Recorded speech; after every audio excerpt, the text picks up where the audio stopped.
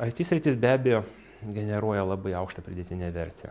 Ir čia vėlgi, jeigu taip pabandžius įvertinti Lietuvos ekonomikai kaip tokią, mano galva, viena iš pagrindinių problemų Lietuvos yra pakankamai žemas darbo našumas.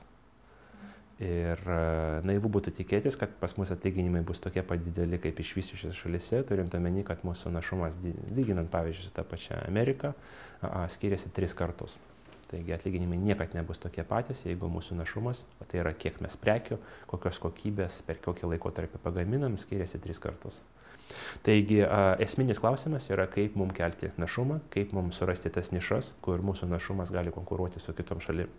Ir čia yra lengva pamatyti, kad netgi mūsų tradicinės stiprios ūkio šakos, kaip pavyzdžiui žemdirbystė, labai vargiai ar mums padės pasiekti tokio našumo, kuris užtikrintų bent jau, sakysime, atlyginimų lygį panašų kaip išvystytose šalyse. Ir mano galva, IT sritis yra viena iš labai nedaugelio, kur mes realų turim šansą iš tikrųjų pasiekti tokį našumo lygį.